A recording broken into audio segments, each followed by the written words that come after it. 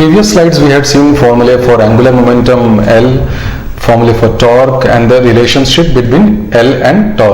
That L was given as L is equal to R cross P, tau is equal to R cross F, and the relationship between them, that is torque is equal to dl by dt. Now let's come to some real objects and see how we can calculate angular momentum and torque when we are given certain kind of objects. We are going to consider rotation of the object about an axis whose direction is fixed. So I have considered one of the most general case. How? Because what I am saying is that the axis about which this body is rotating, that axis may be fixed, or it may be moving with a constant velocity, or it may be moving even with an acceleration. I am going to consider all those cases. The only assumption which I am making is that the direction of that axis, that has to be fixed. Moreover, what I am saying is that this body may be of any irregular shape. Although in diagram this appears to be a very regular kind of cone, so just to avoid that misconception that this is a regular shape body, I will make a small hole here. I will make a small hole somewhere here. So what happens now? This is an irregular shaped body. So now let's see. This is my irregular shaped body, and this is the z-axis is the axis of rotation. Now when I have taken a particular any arbitrary particle, say P here, okay, this arbitrary particle, the position vector of this particle is this Ri. So first of all, let's find out what will be the velocity of this arbitrary particle P. We had seen in earlier lectures that velocity is equal to omega cross Ri. Now this body, this rigid body, arbitrary rigid body is rotating with an angular velocity omega. Now since the rotation axis is fixed along z-axis, the direction of the rotation axis is fixed, so my omega will be something like omega is equal to omega, this is the modulus, and this k is the unit vector, just to give a vector representation to the angular velocity. Omega is equal to omega times this k is unit vector in z direction. So omega is given. Now what will be the velocity of this arbitrary particle P? You see, since velocity is cross product v is equal to omega cross r, then what we can say that this v will be perpendicular to omega, because this is the basic property of cross product. Since v is cross product, so v has to be perpendicular. So what I can say, v, what can be a velocity for an arbitrary particle? It can be something like, let's say v of an arbitrary particle will be v is equal to vxi plus vyz plus, now can this velocity have a z component? No, it cannot have, because this velocity has to be perpendicular to omega. So you see there's something like this, that okay, suppose this is my z-axis or the direction of the rotation axis. Now velocity is omega cross r. So because of this cross product, this omega will say to v, you can be anywhere you like, but you can't have any component in my direction. So what will happen? This velocity has to lie in this plane. That plane has to be perpendicular to omega.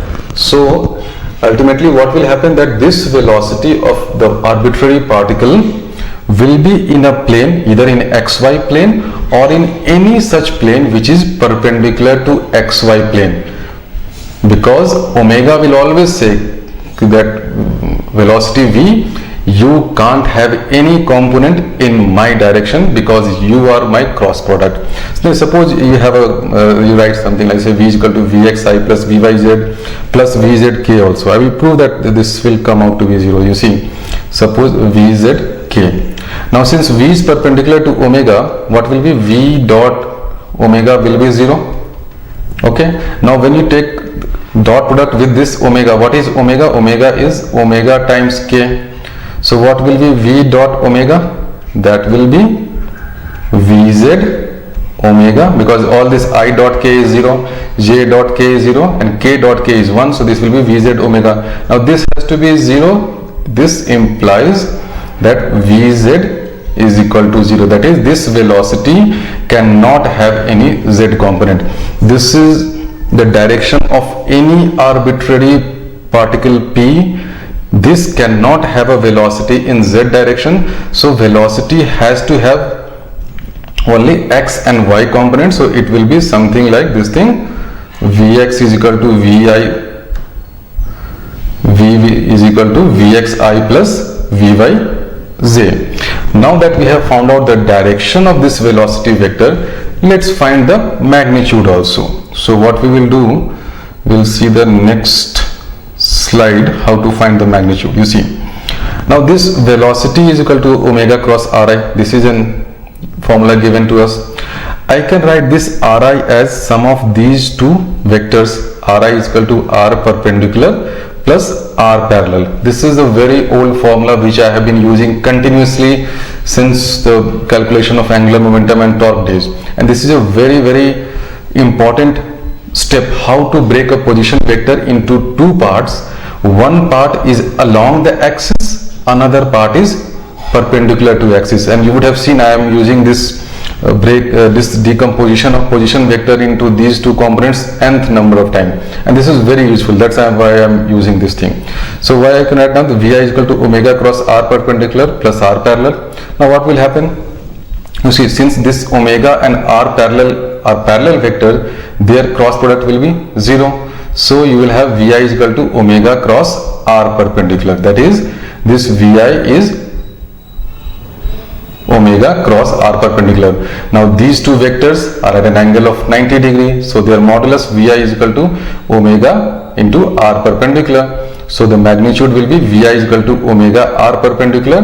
So this is the thing. Now this vi, since this is cross product with r perpendicular, this will be at an angle of 90 degree. Now this distance r perpendicular, this distance will be fixed. Why? Because this is a rigid body. In a rigid body, suppose this particle is p sitting here, then this particle has to be at a fixed distance from this axis. Suppose this is my c, then this particle p and this distance c, pc, it has to be fixed. So what will happen? This particle has to move in a circle of radius r perpendicular with center c. Now this particle has got no other option but to move in this circle with velocity vi. Magnitude is omega r perpendicular and radius is r perpendicular. So this I have proved that for any general irregular shape rigid body, if the body is rotating about an axis whose direction is fixed, you pick up any particle p here, what will be the motion of that particle? That particle will move in a circle of radius this thing and velocity v.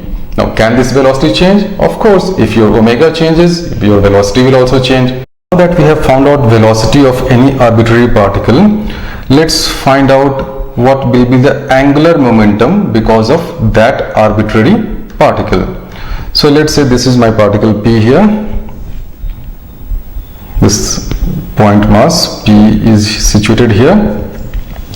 So what will be angular momentum Li because of this thing will be Ri cross Pi. So the total angular momentum of this rigid body, I can write it as summation Ri cross Pi.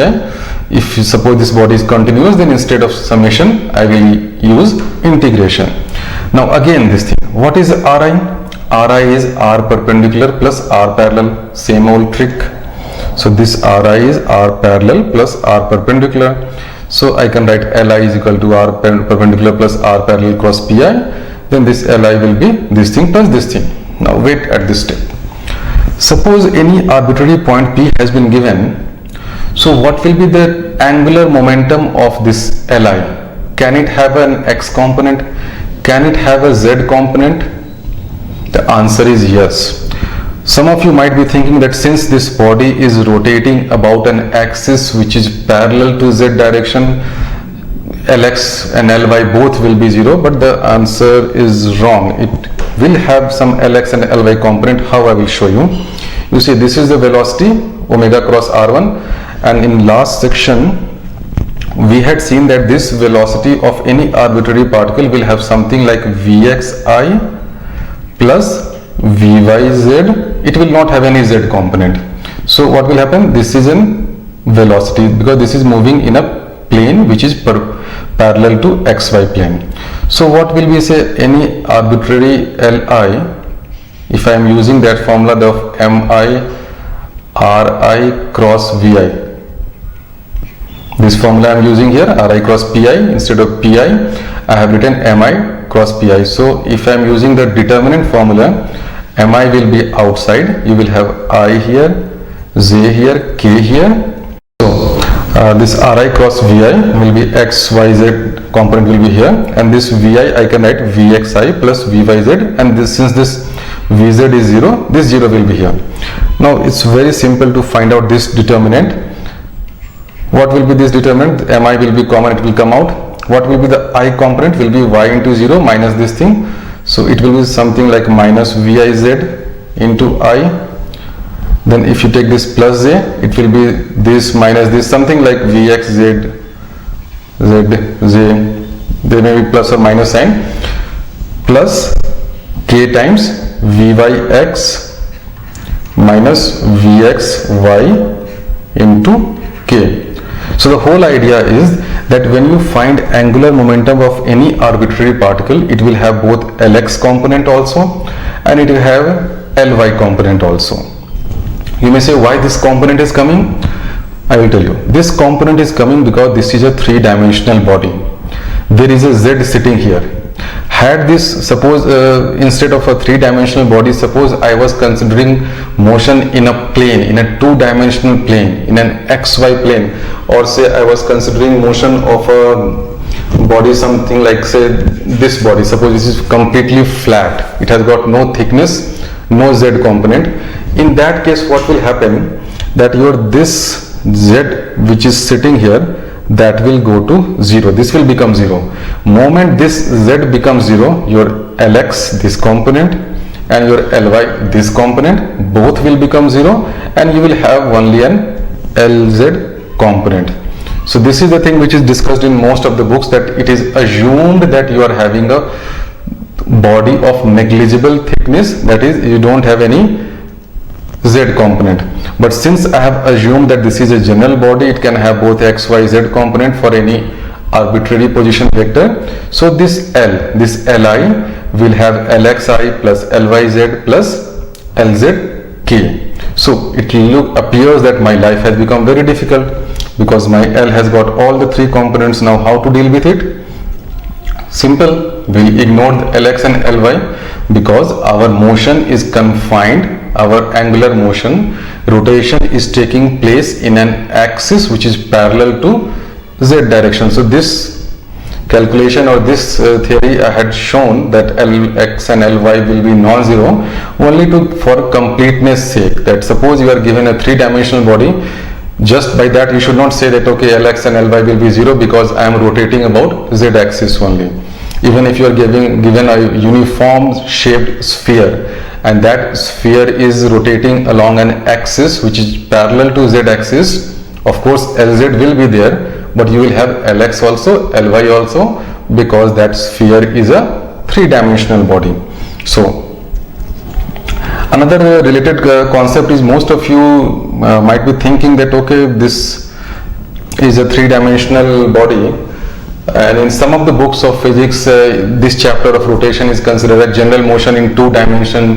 Then how, when they are saying that it is a general motion in two dimension, how they can give formulae for say sphere, that is 2 by 5 mr square omega, whatever those formulae which I will discuss very soon. How can they even talk about motion of a wheel or motion of a sphere when they have taught us only about a two-dimensional motion? You are having a very valid point. It can be discussed, I will say why. Because suppose I have a sphere, this is a sphere. If this sphere is rotating along an axis, say this, along this z axis, then each particle of this sphere is moving. What will happen if you take any particular particle of this sphere, you say suppose I concentrate on this part. So this particle is moving in a plane, in a circle in a plane, and that plane is parallel to your xy plane, and this plane is perpendicular to the z axis, the axis of rotation. That's why you can, although you have studied say just two-dimensional motion, but you can generalize it to three-dimension, assuming since that all the particles are moving in a plane which are parallel to the xy plane and perpendicular to the z axis. As you would have seen say here, what is happening, say in this thing, this particle, it is moving in a plane. Now this plane is parallel to this xy plane. If you take a particle say which is here, this will move in a different plane, but that different plane will also be parallel to xy plane and perpendicular to this z axis. So having cleared this confusion, now let's see. I have seen that okay, L will have Lx also, Ly also, Lz also. So what I will do is I will ignore Lx and Ly since my rotation is along this z axis. So I will concentrate only upon Lz. That is, I will concentrate on the component of L about this axis. That is, I will find out angular momentum about the z axis. You would have seen in earlier classes I had discussed and given the difference, that what is the difference when you say L about a point and L about an axis. When I say L about an axis, I mean that you take any origin on the axis, find your L and take component of that L along the axis. So since my axis is z axis, so I have to just worry about Lz. So if I am so when I have to find out Lz, so what will happen? Whatever is the contribution of this thing, now this thing what it will come, this is r parallel cross pi. So the product of these two vectors will be perpendicular to r parallel. It means it will be in perpendicular direction like this, because your r parallel is along the axis. So your r, the product of this r parallel cross pi will be in somewhere in this direction like this, or it may be like this, or it may be like this. So what will happen? It will give me no component along the z axis. So my Lz, this thing will only depend upon this part. That is, my Lz will only depend upon this part, and the contribution of this part will be 0 for Lz. Got it?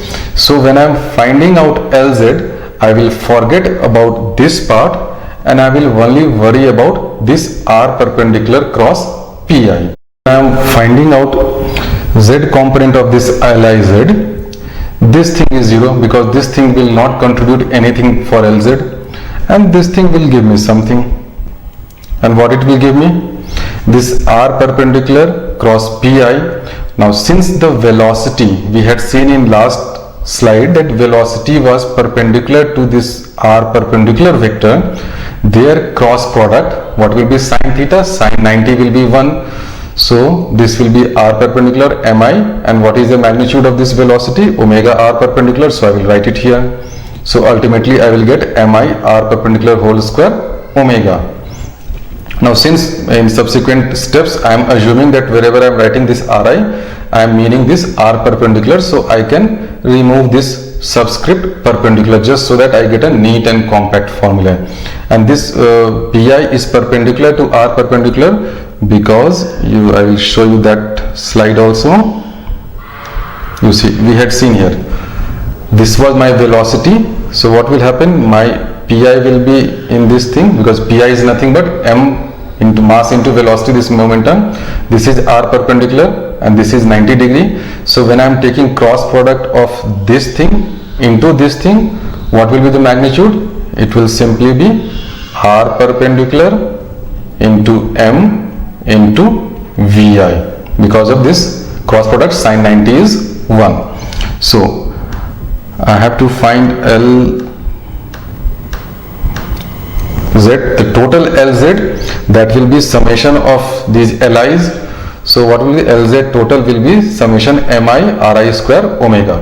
So this is my formula for the z component, that is the angular momentum about an axis of an arbitrary shaped rigid body which is rotating along the z axis or along this axis. So now if you concentrate on this portion, this thing, what you can say about this thing? This is just a geometrical property of the body. It depends upon the mass and the distribution of mass, that is, it depends upon mass and the perpendicular distance of that particular mass from the rotation axis. So this is a geometrical property which we can find out given a particular shape of the body, and this thing, geometrical property, is given a particular name, and that is called moment of inertia about an axis. So I have written it as Iz, where Iz is defined as mi/ri square. You see these three lines, it means it is a definition. I have written just ri square here, but don't forget this r is are perpendicular. Since from now onwards I will be assuming that whatever distance we are taking, that is distance perpendicular to our that is axis. That's why I have not specifically mentioned the subscript perpendicular here. So this is the definition of moment of inertia about an axis. Now you see, this moment of inertia about an axis is just a mathematical jugglery. It's a mathematical invention to make our calculation of L simpler. I can do all the sums, all the problems of angular momentum and rotation and torque, anything, without even talking about moment of inertia. But what will happen? A simple problem which should be over in 5 minutes, you will have to struggle for it 30 minutes, because for each shape, each problem, you will have to start from this step. So physicists and mathematicians, what they have done, they have said that okay, let's make a dictionary of formulae for different kind of shapes. So some, for rod it is ml square by 12. I will discuss these things later. For solid sphere it is 2 by 5 mr square. For hollow it is 2 by 3 mr square. So what is the advantage I am getting? Moment, suppose somebody gives me a solid sphere and say that okay, it is rotating with omega, give me L. I will say L is equal to 2 by 5 mr square into omega, without doing this summation and integration. So this is moment of inertia is a mathematical trick to save our time. There is no new physics concept involved in moment of inertia. Everything what we have derived is based upon simple Newton's second law of motion. There is no new physics. So this calculation or this summation, or this integration for continuous bodies, this summation will be replaced by integration. This has been invented to make our life easier. Moreover, this also gives a very good similarity with the case of translational motion. For example, for translation we had P is equal to mv. You can take this vector also. So you see this formula Lz is equal to Iz omega. This looks very similar to P is equal to mv. There we had mass, here we are having moment of inertia about an axis. So that's why it is also said that moment of inertia about an axis plays the same role which mass plays in translation motion. Here instead of m we have Iz. So in almost all the formulae, wherever you had m for translation, you should write Iz for rotation. Okay, this is one similarity, but there are some differences also. For example, this mass of a body is constant, m is constant. It does not depend upon r and position and distance. But this Iz, it depends upon the distance a particular particle is from the axis. So this Iz is dependent upon distance, but this mass is not dependent upon distance or any such thing. Another thing, mass is a scalar. Now what is this Iz? What is I? You see, Iz, that is moment of inertia about an axis, that is also a scalar. Because you see this Lz is equal to Iz omega, this is a scalar equation. This Lz, what is Lz? Lz is z component of a vector. Any component of any vector has to be a scalar, because this your L vector will be say 10i plus 12j plus 13k. So your Lz is 13 here. Similarly, what is omega? This omega is the scalar angular velocity, that scalar magnitude of angular velocity vector. So this omega is also a scalar. So this Iz is also a scalar. Some people mistake that okay, moment of inertia is a vector. No, moment of inertia about an axis is a scalar. Unit will be kg meter square. Unit of mass is obviously kg. When you ask somebody that, okay, what is moment of inertia of a body, that is something called a physical quantity called tensor. At this level, one should not worry about what is tensor. I will just give a brief glimpse why this concept of tensor comes into picture. Suppose I give you an arbitrary shaped body and ask you what is its moment of inertia. Then first of all you will ask me about which axis, whether this x or y or z. So your moment of inertia will start depending upon three things, that okay, about x you will have something, about y you will have something, about z you will have something. Similarly about x also you will have three components. Why? When you study in higher classes you will come to know. So your moment of inertia of an arbitrary shaped body will be something like, say, 3/3 vector. When we are dealing with three-dimensional rotational motion, it will be a 3/3 vector. So this is a tensor. This is you can say something like one step ahead of vectors. This is like big boss of vector. So don't confuse and by saying that this Lz is a vector. No, Lz is a scalar. Moment of inertia of a body is something called tensor. This Lz is one of the element of this 3/3 matrix. In fact, this will be this element, this thing. Whatever I am writing here Iz, this is the Iz component. Okay, so this Iz is a scalar. It is one of the component of this tensor matrix, 3/3 tensor matrix. So how we can write moment of inertia in other terms also? We can write it as x square plus y square dm. Why? Because in the last, moment of inertia can also be written as Iz equal to r square dm in integral form. When your body is continuous, I will use the integration. When the body is discrete, I will use the summation. So Lz will be r square omega dm. In the last slide we had seen that r perpendicular was a perpendicular distance in xy plane or parallel to xy plane. So this r I can also write as r square as x square plus y square. So this Lz is equal to Iz omega, where Iz is this summation mi ri square. This is very simple thing. So and in subsequent slides I will show you many methods how to calculate this moment of inertia about an axis. Now let's concentrate on the rotational kinetic energy. Velocity, we had seen that velocity will be omega cross r perpendicular, that is, and magnitude will be omega r perpendicular. So what will be the total rotational kinetic energy of the body? That will be summation ki, which will be summation half mi vi square. I can take ri square omega square as vi square, this thing. So this bracket will come. Now basically we had seen what is this thing. This thing is Iz. So I can write kinetic energy, rotational kinetic energy is equal to Iz omega square by 2. Now this also gives you this also appears very similar to the kinetic energy in translation motion, which was half m v square. You see, the same role which was being played by m is now being played by Iz. Instead of v, the linear velocity, you have omega here. So this is the rotational kinetic energy. After this, what will be the dynamics of rotation? That is, till now we had only concentrated on how to calculate the angular momentum.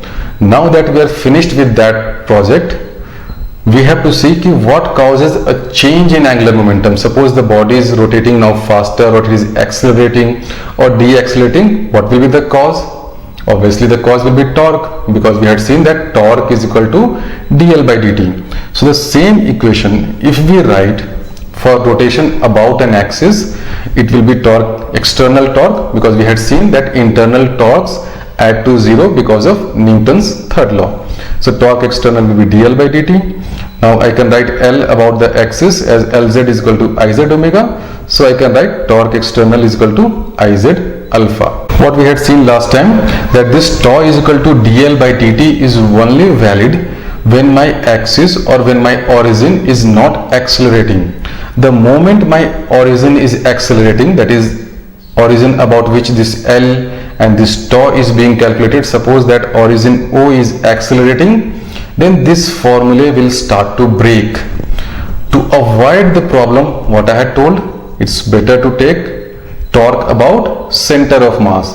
So that, why? Because even if the center of mass is accelerating, if you calculate torque about center of mass, you will get this relation tau is equal to I alpha, or tau is equal to dl by dt. So we should write tau is equal to tau about center of mass is equal to I about center of mass into alpha, and if you want to give this z, you can write z also, just to signify that axis passing through center of mass is in z direction or in any other direction, but that direction has to be fixed. So what happens now, this equation is valid even if my axis is accelerating. So this is one of the most general equation. Even if your axis is moving or fixed, moving with uniform velocity, moving with acceleration, this equation will be valid. Only condition is that the direction of the axis has to be constant. So whatever formulas we have derived in this section, starting from the formula of velocity and angular momentum and torque, everything is valid as long as the direction of your axis is fixed.